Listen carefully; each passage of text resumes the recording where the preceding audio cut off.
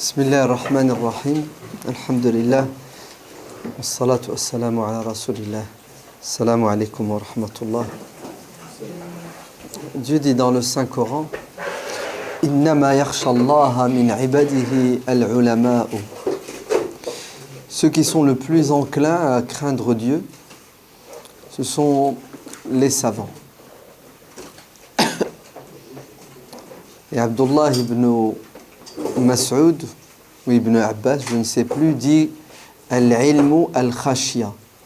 Et la science utile qui va nous rapprocher de Dieu, c'est celle qui nous guide vers l'humilité, vers la crainte de Dieu. En fait, il y a deux sciences.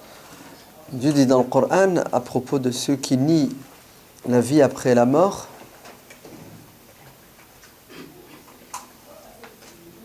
يعلمون ظاهرا من الحياة الدنيا وهم عن الآخرة هم غافلون.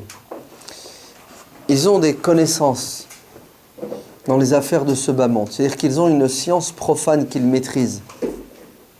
Mais malheureusement, cette science profane, la connaissance du monde et des lois qui gèrent, ne leur a pas été utile puisqu'elle ne les a pas menés à la croyance en l'autre monde. Donc leur science est superficielle. Ce n'est pas une science profonde.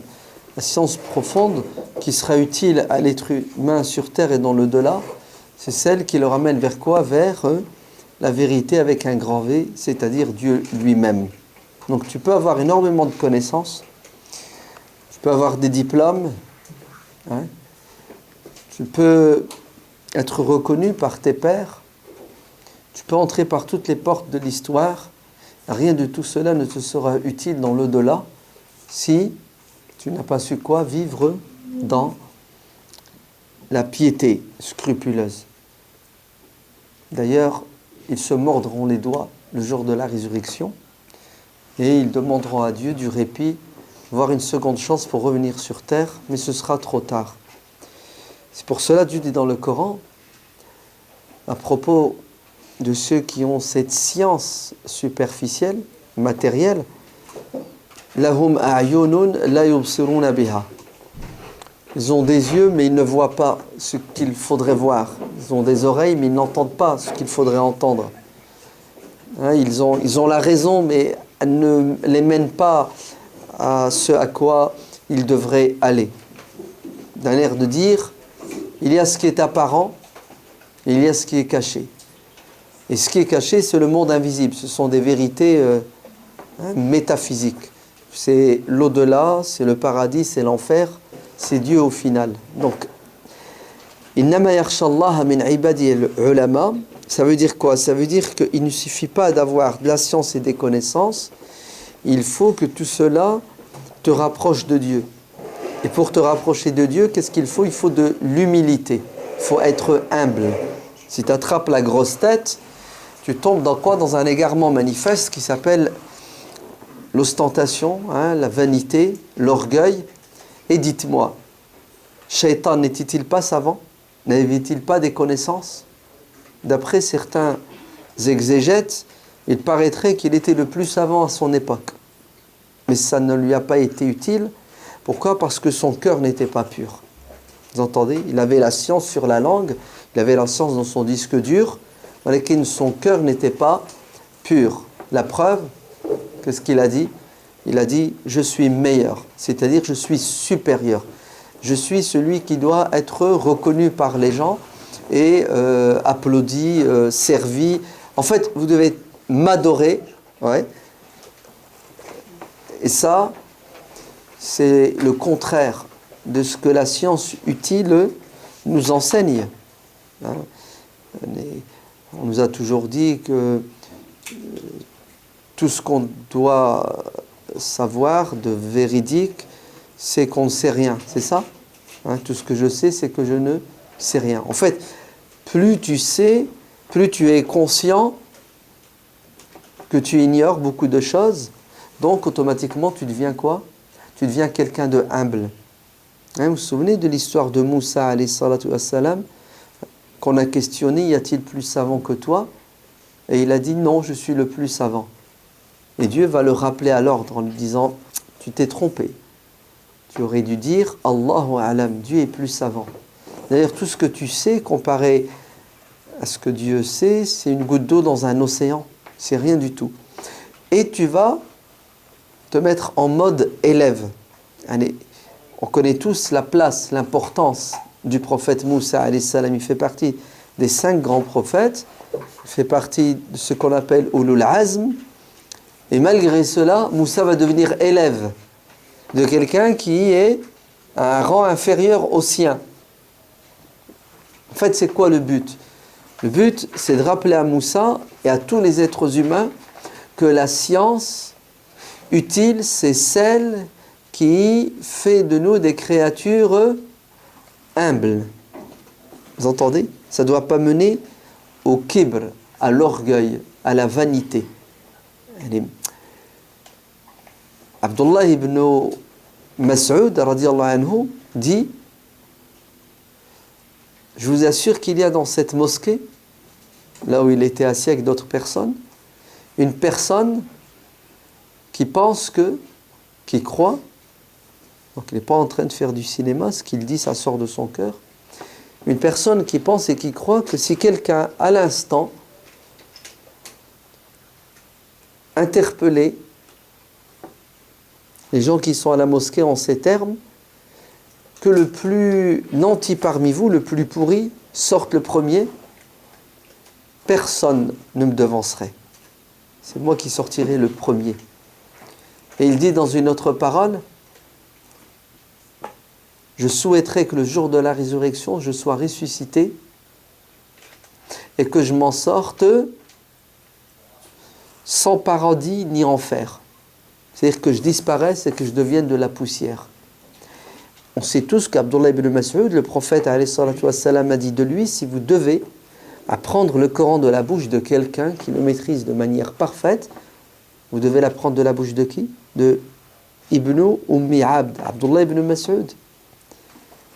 Regardez ce que le prophète a dit de lui. Est-ce que ça fait de lui quelqu'un de hautain? Non. Toute sa vie, il va être quoi? Il va être humble. Parce que le vrai savant, le savant de l'au-delà, c'est celui qui sait qu'il n'est rien. Comparé à quoi? Comparé à Dieu. Ouais. Il ne regarde pas les êtres humains, il regarde Dieu. Il ne se compare pas aux êtres humains, il se sent tout petit par rapport à la grandeur, à la magnificence, à la beauté divine. Donc, l'ilm, la science, quelque chose qu'on acquiert, et c'est quelque chose qui doit nous aider à nous rapprocher de Dieu. Et celui qui se rapproche de Dieu, c'est celui qui, comme dit le hadith, Man tawada'a lillahi rafa'a. Celui qui se fait tout petit, Dieu l'élève. C'est-à-dire celui qui part du principe qu'il n'est pas le meilleur, voire qu'il est comme tout le monde, mieux qu'il est le pire de tous les êtres humains. Sincèrement, c'est cette personne qui prend du poids et de la valeur aux yeux de Dieu. Mais celui qui a atteint du kibr, il est perdu. Il est voué à sa perte. Et c'est ça, Shaitan. Sa science ne lui a été d'aucune utilité. Pourquoi? Parce que à l'intérieur, dans son fort intérieur, dans son cœur, il y avait un microbe, il y avait un point noir. C'est quoi ce point noir? C'est le kibr. C'est pour ça les saints, les cardiologues spirituels, les médecins du cœur spirituel, c'est ce qu'ils disent. Ils disent que les savants sont des êtres humains comme les autres. Ils ont le droit à l'erreur, à l'oubli, au péché, n'est-ce pas? Et puis ils font des efforts, comme tous les êtres humains, pour se purifier. Et ils se battent pour essayer de quoi? D'extirper, d'enlever de leur cœur toutes les différentes maladies. Et la dernière des maladies, qui reste dans leur cœur le plus longtemps, avec laquelle ils se battent, contre laquelle ils se battent, pourquoi? Pour gagner. Vous savez, c'est quoi ce défaut inhérent aux savants qui leur demande toute une vie? Et c'est même se poser la question, est-ce qu'il y arrive? C'est quoi ce péché, ce défaut, cette faiblesse, ce manquement qui est le propre des savants? C'est lequel? C'est hubbur riyasa. Eh oui. Exister aux yeux des gens. Être quoi? Être la référence. Être montré du doigt. En fait, être vénéré par les gens. Mieux, être adoré par Monsieur Tout-le-Monde. Ça, c'est la pire des choses. C'est le péché, le défaut mortel des savants.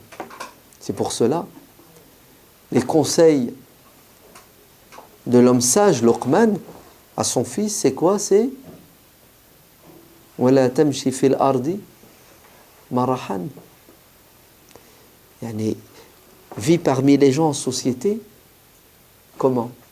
De manière humble. Ne les regarde pas d'en haut. Wala tusa'ir khaddaka linnas. Ne détourne pas ton visage des gens parce que tu les considères comme des moins que rien. Soi-disant, toi, tu aurais un statut. En vérité, première qualité du savant de l'au-delà, c'est celui qui est conscient que sa science, si elle ne le rapproche pas de Dieu, alors elle l'éloignera de Dieu. C'est celui qui est conscient que sa science doit le rapprocher des êtres humains. De quelle manière? En étant à leur service. Car si Dieu lui a ouvert les portes du savoir, c'est pourquoi? C'est pour aider les gens à emprunter le chemin qui mène à Dieu. Il doit être une lumière, un guide, et non pas quelqu'un qui éloigne les gens de Dieu. Pour ça, le Coran déclare la guerre aux savants matérialistes qui utilisent la religion pour des fins personnelles. Dieu dit, et a priori le Coran parle des rabbins, des prêtres, mais en vérité il s'adresse aux imams. Le Coran parle de qui? Il parle des communautés qui nous ont précédés, et il nous dit, elles se sont égarées, ne vous égarez pas. Les gens qui vous ont précédés avaient des qualités, des défauts. L'objectif, c'est de nous éduquer à travers le modèle et l'exemple. Plusieurs fois dans le Coran, vous savez ce que Dieu dit? C'est-à-dire, ils se servent de la religion. Pourquoi? Pour atteindre des objectifs purement matériels. C'est-à-dire, la religion est un business pour eux. La parole de Dieu, ils l'utilisent pourquoi? Pour extorquer les biens des gens. Ils vendent la parole de Dieu. Alors réellement, matériellement, ils gagnent de l'argent de manière illicite en utilisant la parole de Dieu. Ce qui nous concerne aujourd'hui, c'est à la mode, vous le savez très bien. Vous avez vu, les guérisseurs, c'est ça? La plupart, beaucoup de ces gens sont des charlatans. Certains sont sincères, honnêtes, et pensent que ce qu'ils font, c'est conforme à la religion, mais d'autres sont des escrocs et des charlatans qui vont utiliser le Coran pour gagner de l'argent tout simplement, et qui vont vous faire croire que tous vos problèmes sont dus à la possession, sont dus à la sorcellerie, sont dus au mauvais œil, sont dus à quoi encore? Des rêves que vous avez faits. Oui. Et la solution à tout cela, elle est spirituelle. Donc, je vais vous soigner avec quoi? Avec le Coran, de la cristalline. C'est moins cher à l'achat et ça rapporte beaucoup plus à la vente, puisqu'il va prendre de la cristalline et il va quoi? Il va envoyer des microbes dedans, en vous faisant croire que ça devient de l'eau. De l'eau quoi? Chez les chrétiens, de l'eau bénie ou bénite? Bénite ou bénie là? Bénite, il y a de l'irtilaf, il y a de la divergence. Demandez à Google, il va vous dire. Alors, de l'eau bénie ou bénite? On fait un vote?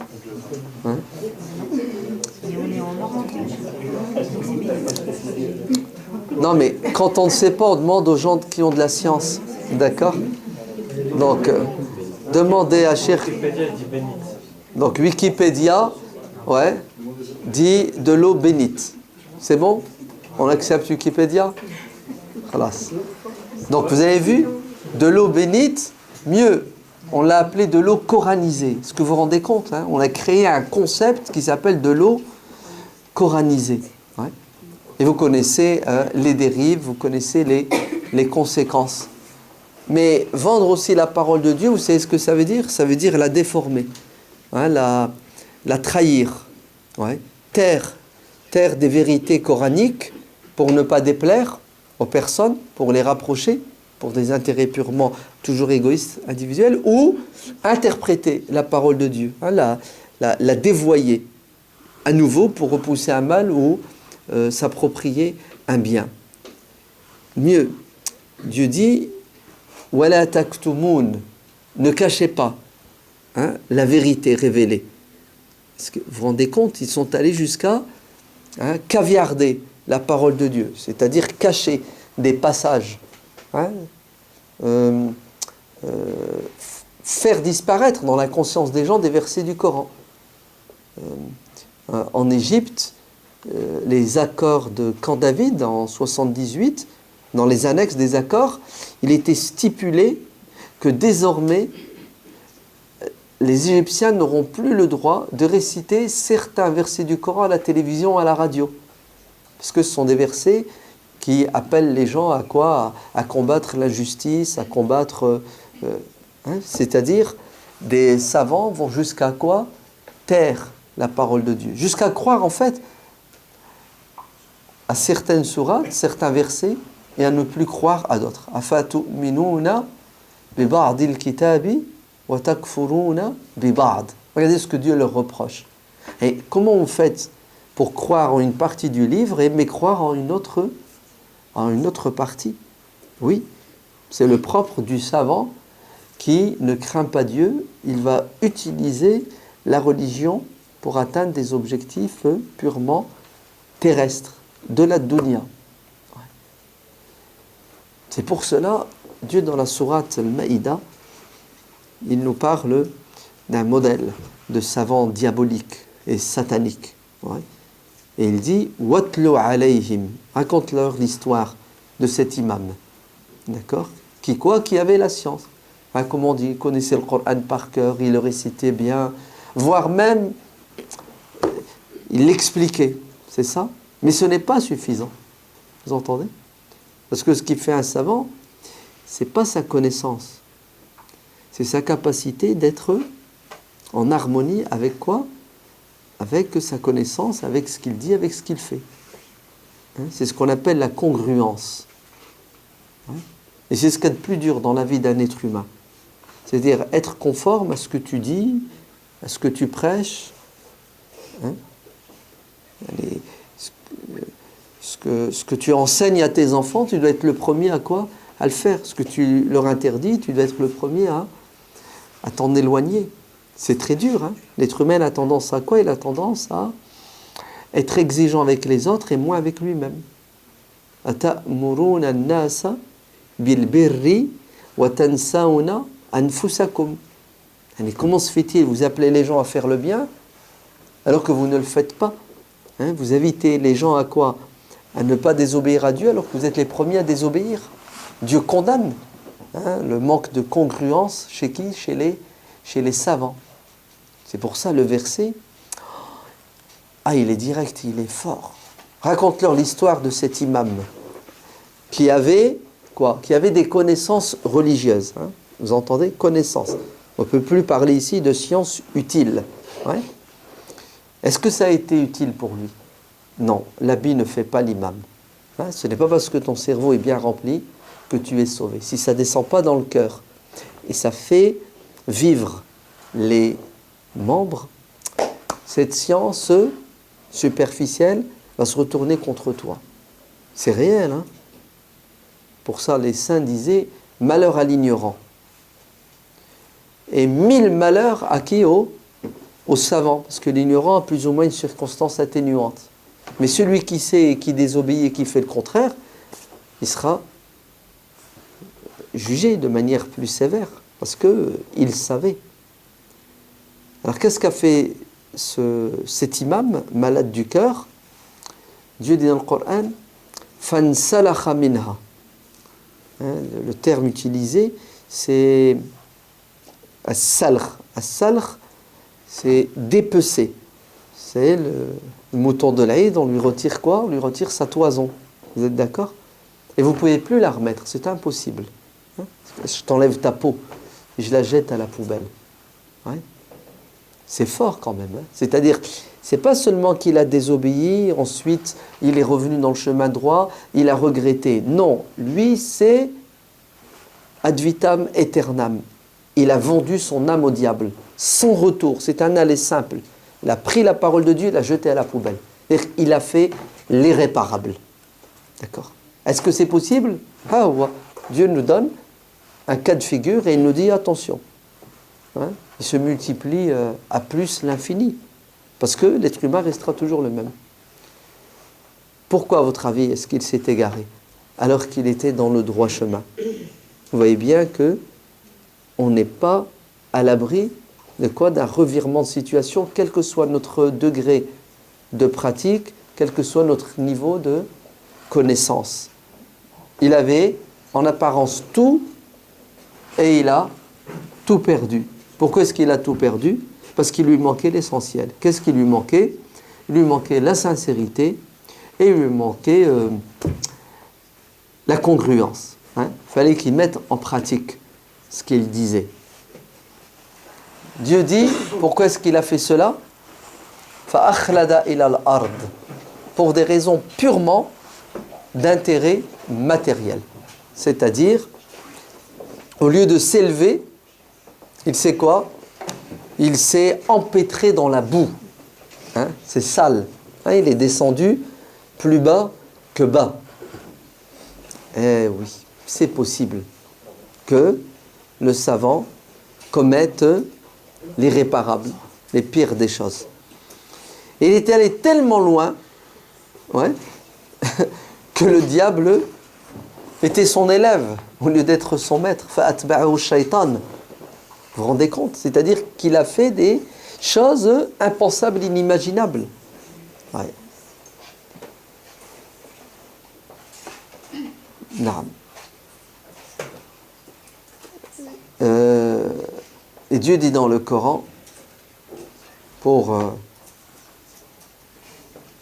nous dissuader de ressembler à cet homme, déjà, tout ce qu'il vient de faire, c'est horrible, n'est-ce pas? Et Dieu, regardez ce qu'il va dire. Il va dire فَمَثَلُهُ كَمَثَلِ الْكَلْبِ. Il est comparable à un chien.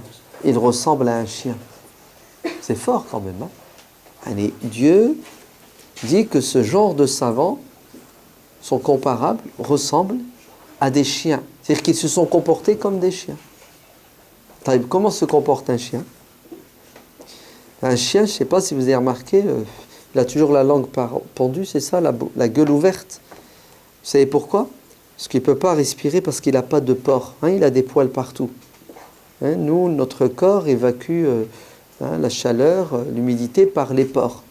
Lui, le chien, il a toujours la gueule ouverte. En fait, quand tu regardes un chien, tu crois qu'il est toujours essoufflé. Il vient de courir, il vient de faire un 100 mètres. Ouais. En vérité, Dieu dit, vous savez, ce savant qui court après les plaisirs de ce bas monde, il ressemble à un chien qui est en permanence en train de quoi? En train de... Il est toujours essoufflé parce qu'apparemment, il est toujours en train de courir. Et un chien, quand il voit un cadavre, il fait quoi à votre avis? Ben, il court, il va vers le cadavre. Et il s'arrête et il le mange. Oui, c'est exactement ça. Ces savants courent après la dunya. C'est-à-dire ce qu'il y a de mauvais dans la dunya. Hein? Et comment vous faites? Pourquoi? Pour manger un cadavre en décomposition. Il n'y a que le chien pour faire ça. Vous avez compris? Dans un autre verset du Coran, Dieu nous dit, ce genre de savants qui ne mettent pas en pratique la religion sont comparables à des ânes qui portent sur eux des livres. فَمَثَلُهُ كَمَثَلِ الْحِمَارِ يَحْمِلُ أَسْفَارًا. Ils ressemblent à des ânes qui portent des livres sur leur dos. C'est pas parce qu'un âne a des livres sur son dos qu'il est devenu quoi? Professeur, intelligent. Vous êtes d'accord? Un âne restera un âne. C'est-à-dire, ces savants-là, la science n'a pas eu d'impact sur eux. Elle n'était pas utile. Comme le livre n'est pas utile pour l'âne, même s'il le porte. Oui, l'habit ne fait pas le savant, ne fait pas l'imam, tant que le savant ne sera pas en conformité avec ce qu'il dit, avec ce qu'il prêche, avec ce qu'il revendique. C'est pour cela notre prophète bien-aimé sallallahu alayhi wa sallam dit dans des hadiths authentiques que le jour de la résurrection, certaines personnes du paradis verront en enfer des savants qui sont dans la GN, Jahannam, en train de souffrir. Ils vont être choqués. Qu'est-ce que vous faites là? Vous étiez nos guides. Hein? C'est vous qui prêchiez sur terre. Vous nous avez incité à obéir à Dieu, ne pas lui désobéir. Et nous, on est au paradis, vous êtes en enfer. On ne comprend pas ce qui s'est passé. Et ils répondront en disant, nous étions en fait des bougies. Hein? La bougie, elle fait quoi? Elle éclaire les gens, mais elle se consume. C'est-à-dire, on vous ordonnait le bien, on était les seuls à ne pas le faire. Et on vous déconseillait et interdisait le mal, on était les premiers à le faire. En bon français, ils étaient hypocrites. D'accord? Ils n'étaient pas sincères. C'est fort quand même. Hein? C'est impressionnant. Oui. C'est parce que on se trompe en croyant que le savant, c'est celui qui a des connaissances. C'est pas vrai. Le savant, c'est celui qui va être en adéquation. Avec quoi? Avec son savoir. C'est pour ça le prophète sallallahu alayhi wa sallam, dans le hadith rapporté par Abu Huraira chez Muslim, le prophète dit que les 3 premières catégories d'individus qui seront jetés en enfer, la tête la première, parmi elles se trouve un savant qui maîtrisait la parole de Dieu. Et ça ne l'a pas sauvé. Pourquoi? Parce qu'il n'était pas sincère. Il recherchait sur terre la gloriole. Et il voulait être montré du doigt. Il voulait exister aux yeux des gens. Vous avez vu le shirk, hein? L'association, c'est pas seulement adorer une statue. La pire des associations d'ailleurs qui touchent un plus grand nombre de personnes, ce sont ceux qui adorent leur ego, le nefs. وَمَنْ أَضَلُّ مِمَّنِ اتَّخَذَ إِلَهَهُ هَوَاهُ.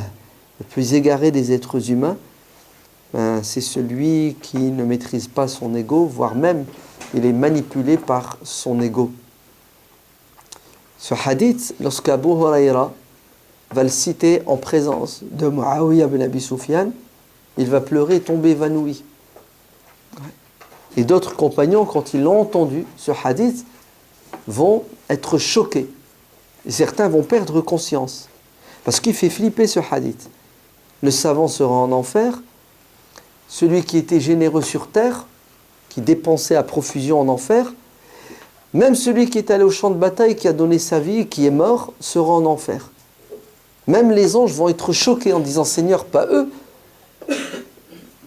On a pris note de ce qu'ils ont fait, ils n'ont fait que des choses positives que tu as ordonnées. » Et Dieu de dévoiler la face cachée de l'être humain. Effectivement, en apparence, ils étaient soumis. Mais vous n'êtes pas au courant de ce qui se passe, ce qui se trame dans les cœurs et les consciences des gens. Tout ce qu'ils ont fait, ils l'ont fait avec une intention. C'était d'avoir sur terre un salaire, une récompense. Et ils l'ont eu. Ils l'ont eu. Ouais. Et pourquoi ils veulent un salaire qu'ils n'attendaient pas? C'est pas juste. Mettez-les en enfer. Ça fait peur quand même, non? Vous ne trouvez pas? C'est une histoire de quoi? C'est une histoire de sincérité. C'est pour ça, ne perdez pas votre temps à agir si vous n'êtes pas sincère. Vous ne gagnez rien, si ce n'est que peut-être les honneurs des gens. Moi, je vous conseille d'aller vous investir et de bosser et gagner 1000, 2000 euros. Moi, avec ça, vous allez vous faire plaisir. Non. Wallah al-Adim, le plaisir de l'ego est beaucoup plus fort que le plaisir du corps. Ouais. C'est réel, hein? La preuve, ce savant-là, il n'avait pas de problème d'argent. Tous les gens étaient à son service. Vous entendez? Mais c'était quoi sa faiblesse? C'était ça, hein, le exister aux yeux des gens. Ouais. Si tu lui dis pas cheikh, il est vexé. Si tu lui baises pas la main, il te fait un scandale. Mais alors là, si tu lui mets pas le tapis rouge, c'est réel, hein? Alors que notre prophète bien-aimé, alayhi salatu wassalam, a dit à ses compagnons, ne marchez pas derrière moi, mettez-vous à mes côtés, devant moi. Allez, je ne suis pas un roi qui a besoin d'être roi, qui a besoin d'être suivi par des gens. Hein? Je suis un homme comme vous. Subhanallah, le bédouin entré dans la mosquée, il était incapable de le reconnaître parmi les autres, parce qu'il s'habillait comme tout le monde, il s'asseyait comme tout le monde. Je mange comme un esclave, je m'assois comme un esclave, je bois comme un esclave. Ne m'adorez pas comme les chrétiens ont adoré Jésus. Dites que je suis le serviteur de Dieu, Abdullah, et son messager. Point final, ça s'arrête là. La science qui ne mène pas à la modestie est une science qui va quoi? Qui va mener à ta perte, sur terre ou dans l'au-delà. Certains sont dévoilés sur terre, d'autres passent entre les mailles du filet, et ce sont les pires, puisque ils auront la punition là-haut, alors que ceux qui ont été dévoilés sur terre ont déjà un avant-goût du supplice qui les attend en enfer, s'ils ne se repentent pas. Donc la pire des choses, c'est quoi? C'est que le savant ne soit pas un modèle et un exemple, c'est-à-dire qu'il ne mette pas en pratique. C'est pour cela, le prophète alayhi salatu wassalam dit dans le hadith authentique rapporté par As-Suyuti dans le Jami' As-Saghir, il dit « Je ne crains pas pour vous la fitna de l'antéchrist. » Vous avez déjà entendu parler du 666, là, hein? L'antéchrist, hein? La fin du monde, le borgne. Ça fait flipper, hein? Il y a même des hadiths qui disent tous les prophètes ont averti leur communauté, l'antéchrist c'est la pire des épreuves, hein? Priez Dieu pour ne pas assister, lisez les vendredis la sourate al-Kahf pour... connaissez toute la littérature sur l'antéchrist, vous êtes d'accord? Bah, écoutez ce hadith. Je ne crains pas pour vous l'antéchrist. C'est-à-dire, il y a pire que l'antéchrist. Ouais. Tout ce que je vous ai dit sur l'antéchrist, c'est vrai, c'est réel, mais il y a pire. C'est quoi, prophète, cette chose qui est pire, qui va faire plus de mal que l'antéchrist, qui va déstabiliser les gens beaucoup plus que l'antéchrist. Vous savez, c'est laquelle? Munafiqun alimul lisan. Ouais, ça fait peur. Alimun yujadilu bil Qur'an. Un hypocrite, mais qui a de la tchatch, de la verve. Ouais. Il a la science religieuse, mais il est un diable, au lieu d'être proche de quoi? De la pureté des anges. Pourquoi? Parce qu'il n'y croit pas. Il n'y croit pas. Est-ce que c'est possible que quelqu'un ait la science sans y croire? Bien sûr. L'hypocrisie a toujours existé, existera toujours. Non, on part du principe que parce que tu as des connaissances, donc automatiquement tu ne peux être que quelqu'un de pur. C'est pas vrai. Si tu n'es pas sincère.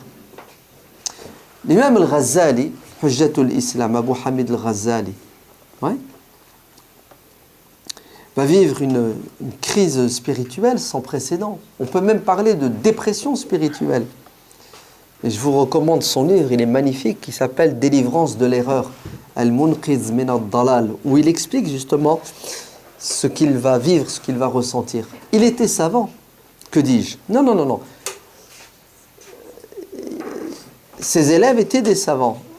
Il était le grand savant de l'époque, enseignant dans la Sorbonne de l'époque.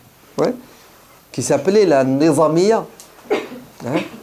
Ce sont des facultés hein, qui ont été fondées par le ministre Seljoukide, qui s'appelle Nizam el-Mulk, quelqu'un de magnifique et d'extraordinaire, qui a géré pendant un moment une grande partie du monde musulman. Ouais. Il s'appelle Nizam el-Mulk, qui sera d'ailleurs assassiné par les assassins, al-Hashashin. Nizam el-Mulk va ouvrir plein de... On les appelle les Nizamiya, hein, les écoles fondées par... Et c'était des écoles d'un haut niveau, hein, des facultés. Et à Bagdad, et à tous aussi, l'imam al-Ghazali, c'était lui la référence, c'était lui le maître, c'était lui l'enseignant. Et les gens venaient de toutes les contrées hein, de l'Empire musulman pour avoir l'honneur d'être l'élève de l'imam al-Ghazali. C'est un érudit sans précédent. Est-ce que vous savez qu'à un moment donné, il va tout arrêter? Pourquoi? Parce que il en a marre de quoi? De continuer à être hypocrite. Ouais. Il dit comme ça, il dit tout ça, tout ce que je faisais, ce que je disais, c'était pourquoi? Pour exister aux yeux des gens. Voilà. J'ai trouvé une satisfaction personnelle et Dieu, c'était la dernière de mes préoccupations. En fait, j'étais un hypocrite. Je faisais du cinéma. Ouais. Et alhamdoulilah, comme il lui restait de la sincérité, qu'est-ce qu'il a fait? Il a tout arrêté et puis il a commencé à se remettre en question. Et il dit qu'à un moment donné, il a perdu la parole. Il n'arrivait plus à parler. Il n'arrivait plus à manger. Il n'arrivait plus à dormir. C'est une dépression. Hein. Et il va prendre une décision extraordinaire. C'est qu'il va quoi? Il va s'isoler. Hein, il va s'enfermer dans une grotte pour se remettre en question. Hein. Et 10 ans plus tard, il va revenir sur la scène. Mais ce n'est plus la même personne. Là, on a affaire à quelqu'un de profond. Hein, c'est plus superficiel, une vraie science. C'est là qu'il va écrire sa fameuse encyclopédie qui s'appelle Ihya Ulumuddin, hein, la revivification des sciences de la religion. Et vous savez par quoi il commence cette encyclopédie? Par la science et l'ilm. Et il parle de l'importance, la nécessité de la science, les différentes matières. Puis à un moment donné, il a un chapitre, c'est lequel? Les savants de l'au-delà et les savants d'ici-bas. La différence entre eux, les vrais et les faux, les sincères et les hypocrites. Et qu'est-ce qu'il dit? Il dit, comment distinguer, comment reconnaître le vrai du faux? Il dit, la première qualité que doit avoir le savant de l'au-delà, vous savez, c'est lequel? C'est qu'il doit préférer l'au-delà à la vie d'ici-bas. Il ne doit pas être matérialiste. Ouais. Et ça se traduit comment? Ça se traduit de la manière suivante. Il est au service des gens. Il ne se sert pas des gens, il n'exploite pas les gens. D'accord? Deuxièmement, il dit la vérité, n'en déplaise aux gens. Même si ça doit lui coûter la vie, ouais, peu importe. Parce que ce qui l'intéresse, c'est quoi? C'est que Dieu soit satisfait de lui. Tant pis si le reste du monde n'est pas satisfait de lui. C'est beau quand même, hein, comme critère pour reconnaître. Il ne vend pas son âme ni aux pharaons, despotes et aux tyrans, ni à quoi? Ni au despotisme des masses et des foules. En fait, personne ne fait pression sur lui. La seule personne à qui il cherche de plaire, c'est Dieu, exalté soit-il. Alladina yuballighuna risalati Allahi wa yakhshawnahu wa la yakhshawna ahadan illa Allah. Comme les prophètes qui transmettent la parole de Dieu, donc qui assument leur statut de prophète, qui est de quoi? De dire la vérité, quelles que soient les conséquences. Donc ils transmettent la parole de Dieu et ils ne craignent que Dieu. Ouais. Peu importe. Ça vous plaît ou ça vous déplaît, je ne suis pas là pourquoi? Pour l'audimat, ouais, pour les applaudissements, pour un salaire, hein, pour pour la gloire, hein, pour la gloriole. Ouais.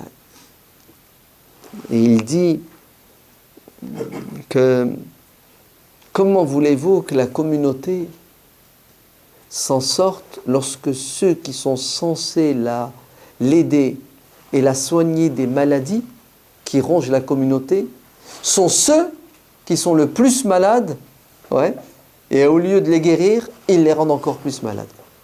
Et il cite à un moment donné un poème d'un poète musulman qui compare les savants, les imams, les guides, à quoi? Au sel. Vous imaginez un repas sans sel, c'est fade. Ouais, dès que tu l'assaisonnes, ça a un bon goût. Hein. Il dit, ouais, mais si le sel est malade, si le sel est pourri, ça gâche tout. Il dit, vous êtes, vous les savants, ceux qui êtes censés soigner les gens, mais en vérité, vous êtes le cancer de cette communauté qui égarait les gens. Et il donne beaucoup d'exemples des premières générations de savants musulmans qui ont assumé, même si ça leur a coûté quoi? Ça leur a coûté la vie, ça leur a coûté l'animosité. Hein, l'animosité de quoi? Des riches, des pauvres, des puissants et des faibles. Non. Le savant, c'est aussi celui qui a la science et qui la dispense, parce que la science, c'est quelque chose qu'on doit acquérir, qu'on doit assimiler, et ensuite qui doit s'exprimer de différentes manières. Elle doit s'exprimer à travers le comportement, pour que les gens s'imprègnent du comportement du savant, de l'imam et du guide. Car l'être humain, par nature, est beaucoup plus sensible à quoi? Au comportement qu'aux paroles. D'ailleurs, si vous voulez éduquer vos enfants et réussir dans l'éducation de vos enfants, soyez des modèles et des exemples. Vos enfants vont vous ressembler, vont s'imprégner de vos nobles caractères. Imaginez-vous, vous dites à vos enfants de ne pas crier, vous hurlez. Ouais. Vous dites à vos enfants de travailler, vous êtes feignants. Ça ne peut pas fonctionner. Ça n'aura pas de résultat. Au contraire, ouais, ça va plus les égarer et les éloigner. Donc, le savant doit quoi? La science du savant doit se voir à travers quoi? À travers son hal, hein, son état, son comportement. Et puis, il doit l'exprimer, il doit la dispenser en quoi? En enseignant. Ouais. Il doit être au service des gens parce que les gens ont besoin de lui. Pourquoi? Pour avoir des réponses à leurs questions, parce que tout le monde se pose des questions. Et il doit être à leur service pour les conseiller, parce que tout le monde a besoin de conseils. Il doit être proche des gens. Pourquoi? Pour les guider, parce que tout le monde a besoin d'un guide. Ouais, c'est une des qualités que doit avoir le savant, c'est ce qu'on appelle al-ulama'u al-amiluna, c'est-à-dire les savants engagés. Le savant engagé, c'est celui qui sort de sa mosquée et qui va vers les gens pour les aider là où ils sont. Le savant engagé, c'est celui qui va vers les gens pour les réconforter, pour les apaiser. Ce n'est pas celui qui attend que les gens frappent à sa porte et entre lui et les gens, il y a quoi? Il y a un filtre. Il ne reçoit que les grands dans ce monde et les petites gens, il les quoi? Il les éloigne de lui. C'est pour ça Dieu dit à son prophète وَلَا تَطْرُدِ الَّذِينَ يَدْعُونَ رَبَّهُمْ. Attention, ne fais pas cette erreur que font certaines personnes, c'est de repousser les petites gens. Ouais. Au contraire, tu dois être proche des petites gens qui craignent Dieu. Tu dois être en bas. Tu ne dois pas être en haut. C'est pour ça, les premières générations de tabi'in et tabi'in, vous savez ce qu'ils disaient? Ils disaient, lorsque vous voyez un savant qui côtoie en permanence les puissants et les riches de ce bas monde, doutez de lui. Doutez de lui. Ah, parce que, il n'est pas proche des gens. Il passe son temps dans les coulisses, dans les divans, les diwans. Et deuxièmement, il ne va pas en sortir indemne de cette proximité, puisqu'ils vont faire pression sur lui, ils vont l'utiliser, le manipuler pour atteindre leur objectif. Eh oui, hein. Et beaucoup de savants sont tombés dans son piège, en prétextant que si on doit se rapprocher d'eux pour les quoi, pour les ramener dans le droit chemin. Ils sont vite égarés parce que ces gens-là aussi ont besoin des religieux pour faire de la religion un opium. Pourquoi? Pour dominer et endormir les gens. Donc le savant est proche de quoi? Est proche des gens, au service des gens. Ils ont dit du prophète alayhi salatu wassalam qu'il rendait visite aux malades, quels que soient les malades. Des hommes, des femmes, des vieux, des enfants. Le prophète alayhi salatu wassalam répondait aux invitations. Vous vous rendez compte? Malgré ses occupations, ses obligations, tu l'invites, il répond à l'invitation. Il passe la soirée chez toi, il mange avec toi. Mieux, les gens parfois lui demandaient juste de venir pour faire la prière dans un coin de la maison. Pourquoi? Pour en faire un lieu de prière. Le prophète y allait. C'est impressionnant comment le prophète était accessible, proche des gens et à leur service. Même les enfants, quand ils le voyaient, qu'est-ce qu'ils faisaient?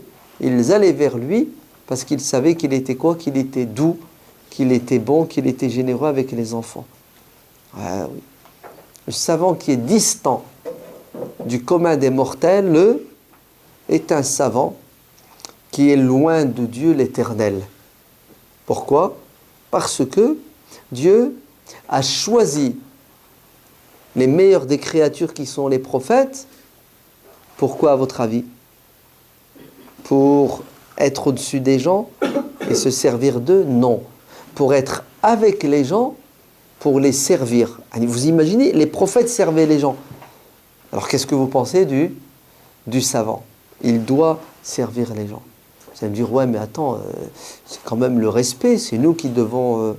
Non. Les savants qui sont engagés, ce sont des savants qui donnent sans rien attendre. Ce sont des savants qui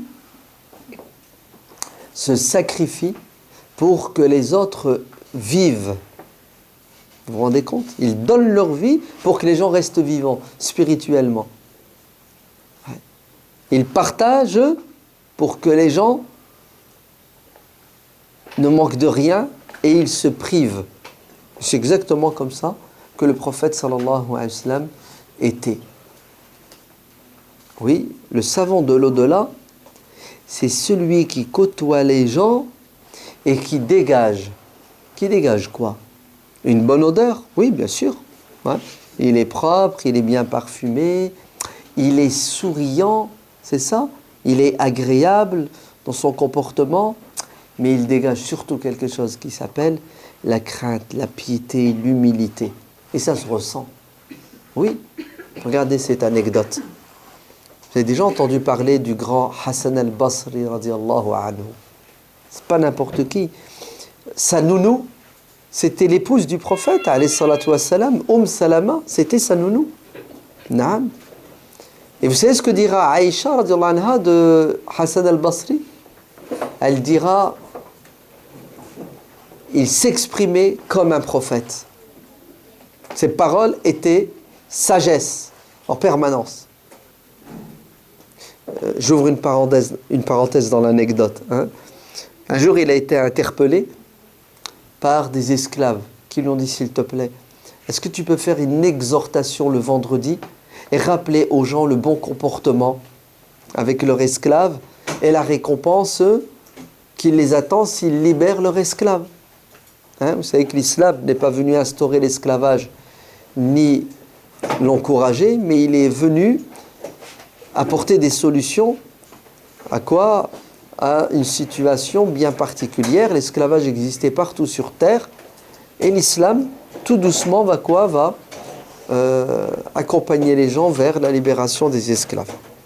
Ça n'a pas toujours marché partout, attention. Peu importe. Al-Muhim, il leur donne une promesse que c'est bon, c'est pas tombé dans l'oreille d'un sourd, je m'en occupe. Vous avez vu comment il est le savant? Il est accessible par tout le monde, même par par l'esclave. Et il lui demande service, et il est à leur service sans contrepartie. Il n'aura pas dit glissez-moi un billet. Hein. Ouais, tu donnes ce que tu veux. Ouais.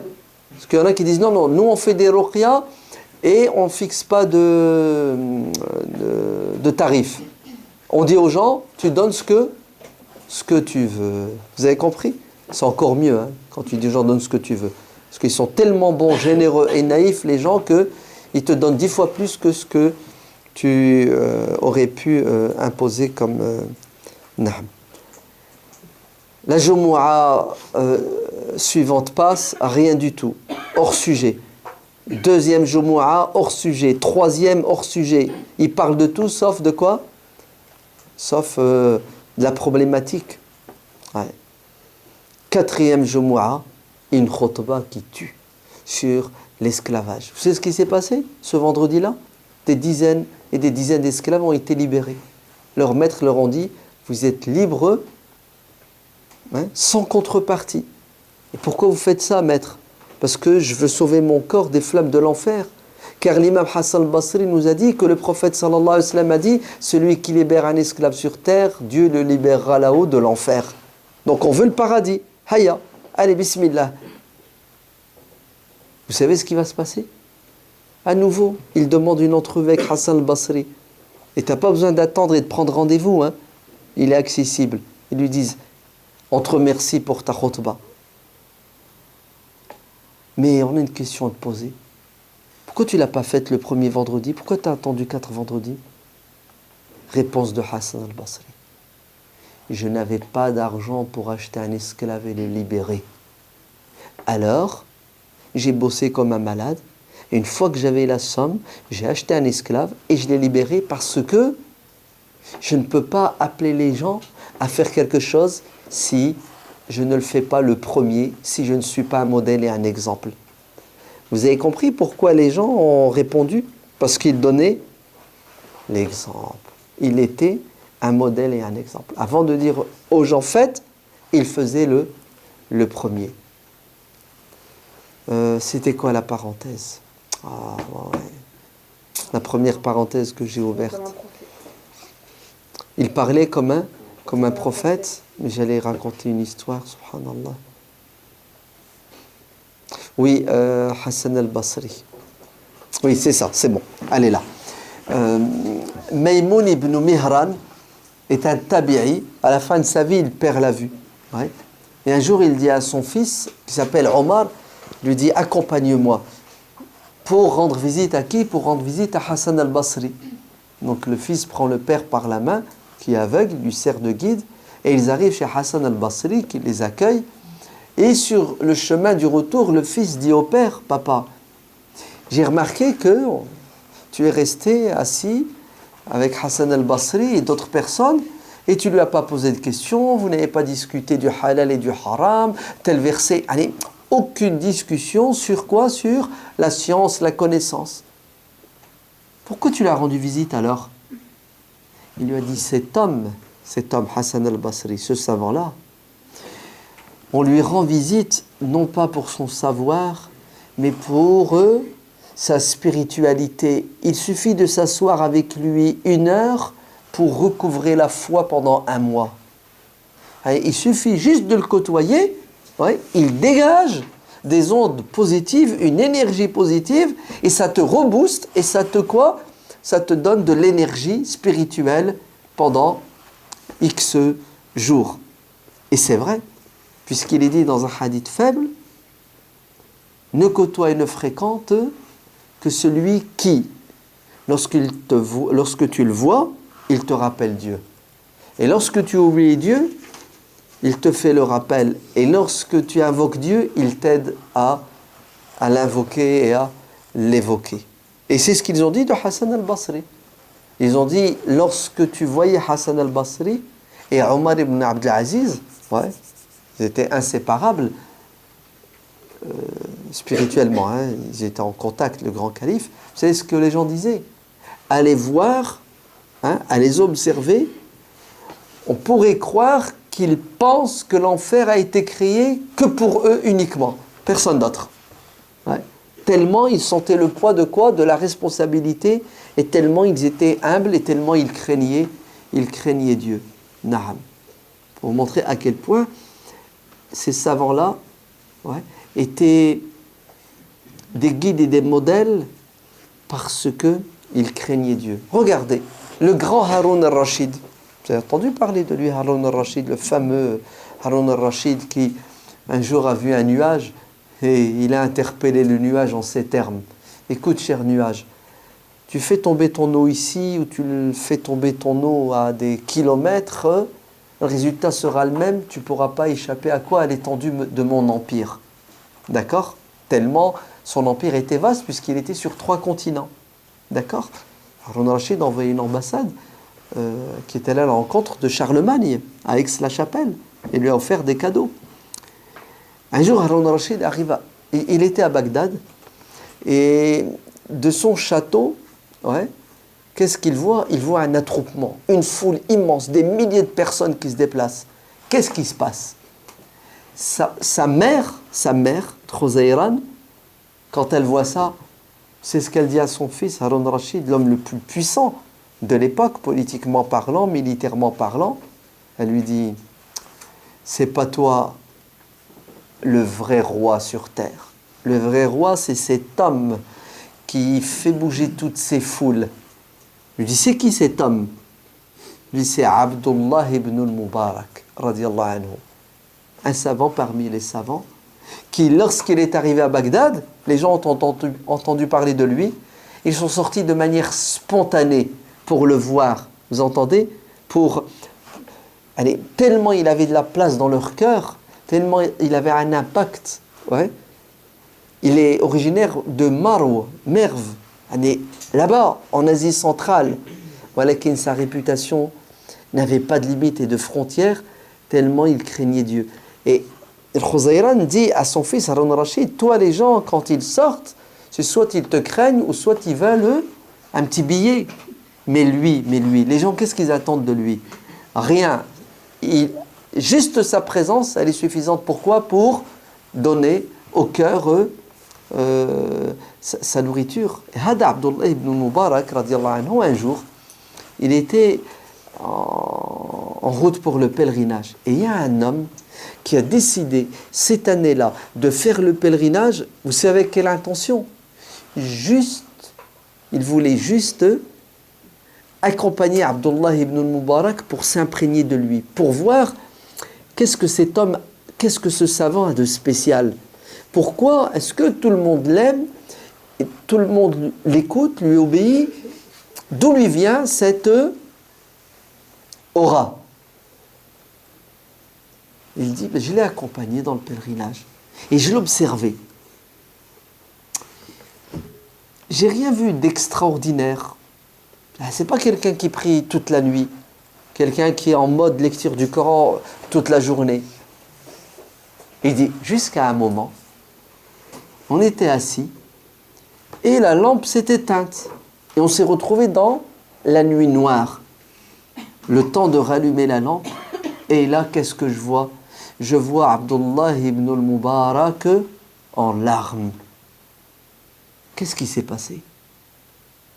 Qu'est-ce que tu as, ya Cheikh? Vous savez ce que va dire Abdullah ibn al-Mubarak? Il dit, quand on est tombé dans la nuit noire, je me suis imaginé la tombe. Je me suis imaginé dans ma tombe. Et j'ai flippé, j'ai eu peur. Et là, cet homme dira, je sais pourquoi. Cet homme est vénéré et respecté par tout le monde. C'est parce qu'il vénère Dieu et il craint Dieu comme il se doit. À la fin du pèlerinage, surprise générale, Abdullah ibn al-Mubarak, quand il est allé au pèlerinage, la caravane dans laquelle il était, vous savez ce qu'il faisait? Il leur imposait quelque chose d'incroyable. Il leur disait, je suis prêt à voyager avec vous, mais à une condition. Je veux votre argent. Quand tu vas au pèlerinage, tu as tes économies là, tes 2-3 000 euros. Hein? Je récupère vos bourses et c'est moi qui gère. Ouais? Je m'occupe de tout. Je m'occupe de la nourriture, de l'eau, Bref. Et au retour, vous savez ce qu'il faisait? Il leur disait, bon, on va faire les comptes, on a dépensé, et il reste quoi? Il reste de l'argent. En fait, c'était le trésorier, l'intendant. Alors, vous savez ce qu'il faisait? Ben, tiens, toi, ta bourse. Hein? Tiens ton argent. Tiens ton argent. Et quand les gens ouvraient leur bourse, qu'est-ce qu'ils découvraient? Qu'il ne manquait aucun euro. Il leur rendait la somme exacte. Vous savez ce qu'il a fait, Abdullah ibn Mubarak? Il leur retirait l'argent et il prenait tout à sa charge. Et ils revenaient tous avec des cadeaux. C'est impressionnant, non? Vous ne trouvez pas? C'était un grand commerçant et il avait les moyens. Et ces moyens, il les a mis au service de qui? Au service des croyants et des musulmans. Il ne prenait pas l'argent qui était dans la poche des gens, mais il remplissait la poche des gens avec cet argent-là. C'est incroyable, hein? Les gens voyageaient avec lui et ils revenaient les poches pleines au lieu que leurs poches soient vides. Radiyallahu anhu. Mais oui, un jour, Abdullah ibn al-Mubarak, les gens l'ont interpellé, ils lui ont dit, pourquoi tu ne restes pas plus longtemps avec nous? Pourquoi la prière directe, tu vas chez toi? Il a dit, Allah, excusez-moi, j'ai pas trop le temps. Ouais, parce que j'ai des invités à la maison. On lui a dit, ah bon, tu as des invités? Il a dit, oui, oui. J'ai les compagnons du prophète qui m'attendent chez moi. Ils ont dit, subhanallah, les compagnons du prophète, il n'y en a plus, ils sont morts depuis des années. Il a dit, si, ils sont dans mes livres. Hein? Allez, je rentre chez moi, pourquoi? Je rentre chez moi pour replonger dans mes livres, pour vivre, accompagner les sahaba, parce que j'ai besoin de ces modèles, j'ai besoin de m'imprégner des compagnons radiallahu anhum. Na'am. Est-ce que vous savez que les savants de l'au-delà, ce sont les savants qui sont devant et ils mettent les gens derrière. Pourquoi? Pour se prendre les coups, pour protéger. Ils sont des boucliers. Et on retrouve ça, subhanallah, avec Abdullah ibn al-Mubarak. Ouais. Abdullah ibn al-Mubarak, sa sunna, son habitude, c'était une année, il faisait le pèlerinage et l'année suivante, il s'enrôlait dans l'armée pour aller se battre aux frontières pour protéger l'empire musulman. C'est pas il envoyait les gens au champ de bataille et lui, il regardait la télévision. Et c'est exactement ce que faisait Al-Fudayl. C'est exactement ce que Abdullah ibn al-Mubarak va reprocher à Al-Fudayl ibn Iyad.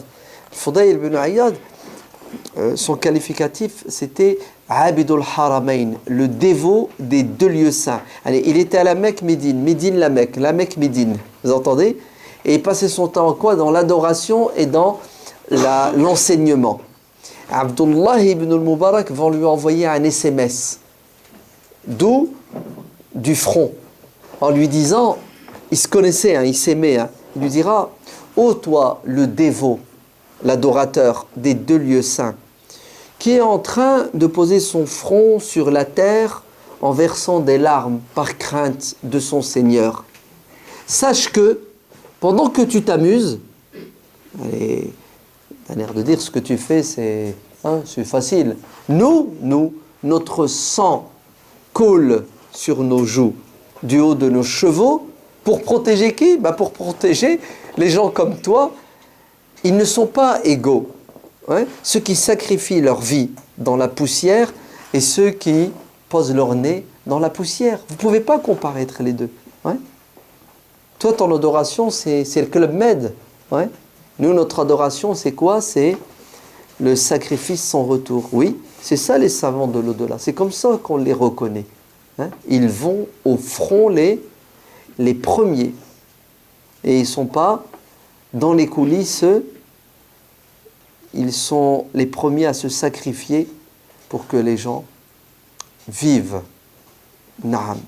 Les savants de l'au-delà, ce sont les savants qui n'ont pas de scrupules, qui n'ont pas de difficulté à changer d'opinion et d'avis. Le savant qui adore les gens, et qui pense à sa cote de popularité, vous savez ce qu'il fait? Avant d'émettre une fatwa, il se pose d'abord la question, est-ce qu'elle va plaire ou déplaire? Est-ce qu'elle va être acceptée ou rejetée? Il calcule, il fait un sondage, l'impact de ce que je vais dire, s'il est positif. Et le positif, ce n'est pas l'intérêt des gens, c'est le retour sur investissement, ce qu'il dit. Si c'est négatif, qu'est-ce qu'il fait? Il tait la chose, voire même il est capable de quoi? De dire le contraire. Il va dire ce que les gens veulent entendre, ce que le despote et le tyran veulent entendre. Le savant n'a pas de problème à changer d'opinion et d'avis, même si le monde entier le conspue. Pourquoi? Parce que il lui est demandé d'adorer Dieu à la lumière de ses convictions et non pas à la lumière de la population. Ça n'a pas de sens. Il dit ce qu'il pense et il pense ce qu'il dit, n'en déplaise au monde entier. Non. Très bien. C'était les savants de l'au-delà. Les savants de la dunya, vous les connaissez, vous les reconnaissez. Ouais. C'était, je ne sais plus, je crois que c'est Mohammed ibn al-Wasi' ou Mohammed ibn al-Munkadir qui disait, si les péchés avaient une odeur, personne ne pourrait s'asseoir à mes côtés. Ouais. Tellement je commets des péchés. Et en vérité, aujourd'hui, les savants de la dunya, ouais, sont à des kilomètres. Ouais. Ils puent l'hypocrisie, ils puent la félonie, la trahison. Et alhamdulillah, depuis quelques années, les masques sont tombés. Le dernier en date, avec le pseudo-moufti d'Égypte, ouais, vendredi, c'est ça, Jumu'ah, il a le culot, vous entendez, c'est les élections là, de l'impératrice Sissi, ouais, la reconduction tacite, ouais, du pharaon d'Égypte. Le mec, il prend la parole et qu'est-ce qu'il dit? Ouvrez bien vos oreilles devant tout le monde que Sissi, c'est une aubaine, c'est la grâce divine. Sissi, c'est le sauveur. Sissi et l'armée égyptienne, ce qu'ils ont fait en 2013, c'est ce que Dieu voulait et attendait. Ils ont purifié l'Égypte des Khawarij en tuant des milliers de personnes. Allez, c'est-à-dire, wallah, l'hypocrisie n'a plus de limite avec ces gens-là. Et alhamdulillah, dans le mal, il y a un bien. Au moins maintenant, on sait distinguer les vrais des faux, parce qu'il faut dire la vérité, on s'est pas mal fait arnaquer. Et on le voit très bien aussi aujourd'hui avec ce qui se passe en Arabie. Des savants qui nous ont bassinés pendant des décennies. Ouais, il faut suivre le Coran et la Sunna, n'est-ce pas? Et maintenant qu'MBS, ouais, jette à la poubelle le Coran et la Sunna, tous ces savants-là font quoi? Font des courbettes encore beaucoup plus humiliantes que celles qu'ils faisaient avant. Naam. Pourquoi? Parce qu'ils savent que si jamais ils disent la vérité, ils vont perdre leurs privilèges. Vous voyez très bien que les savants de la dunya vendent leur âme au diable. Pourquoi? Parce qu'ils ont peur des diables. Et ils suivent les diables, فَأَتْبَعَهُ الشَّيْطَانِ, parce qu'ils ont des objectifs, c'est quoi? C'est leur bien-être matériel sur terre. Ils ne savent pas, les pauvres, que la vie d'ici-bas est éphémère et que ce qui les attend là-haut, c'est la pire des choses, puisqu'ils seront les premiers à être jetés en enfer, maudit soit-il, car Dieu dit dans le Coran, أُولَٰئِكَ يَلْعَنُهُمُ اللَّهُ وَيَلْعَنُهُمُ اللَّاعِنُونَ. C'est-à-dire Dieu les maudit et ils sont maudits. Par qui? Par les anges et par tous les êtres humains épris d'amour et de justice. Naham. Le savant sincère, les anges prient pour lui. Les fourmis, vous entendez? Et il y en a des milliards de fourmis. Prient pour lui. Les poissons dans les océans prient pour lui. Vous savez pourquoi toutes ces créatures, nombreuses, hein, on ne peut pas les dénombrer. Vous savez pourquoi est-ce qu'elles prient pour lui? Parce qu'il est au service des créatures de Dieu. Et Allah a mis à son service des milliards et de milliards d'autres créatures qui sont les anges, les fourmis, etc., etc. C'est pour cela, lorsque le savant de l'au-delà décède, vous savez ce qui se passe? C'est une partie du monde qui quoi? Qui part en fumée. Certains savants musulmans disent que le verset qui se trouve dans la sourate Ar-Ra'd, qui dit que la terre ratrécie sur ses bords, nanqusuha min atrafiha, ça signifie la mort des savants. Chaque fois qu'un savant meurt, c'est une brèche dans cette communauté, parce qu'on n'est pas sûr qu'il soit remplacé par quelqu'un d'équivalent et quelqu'un de meilleur. Et le prophète sallallahu alayhi wa sallam dit, un des signes de la fin du monde, c'est-à-dire quelque chose de catastrophique, c'est que les savants disparaissent les uns après les autres, malgré l'abondance des livres. Mais ce qui fait un savant, ce n'est pas la quantité des connaissances qu'il a emmagasinées grâce aux livres, grâce à ses enseignants, ses profs. Mais ce qui fait un savant, c'est qu'il craint Dieu, c'est qu'il transmet le savoir, c'est qu'il éduque les gens, c'est qu'il est au service de l'humanité tout entière. Et une fois que ces savants de l'au-delà disparaîtront, il ne restera plus que des pseudo-savants, des ignorants, qui vont quoi? Qui vont s'ériger en guides, et à votre avis, ils vont faire quoi? Ils vont égarer les gens au lieu de les guider. Qu'Allah nous donne la sincérité et qu'il nous donne l'intelligence pour comprendre cette religion et qu'il nous donne la force pour rester musulmans, parce que personne n'est à l'abri de quoi? D'une peau de banane.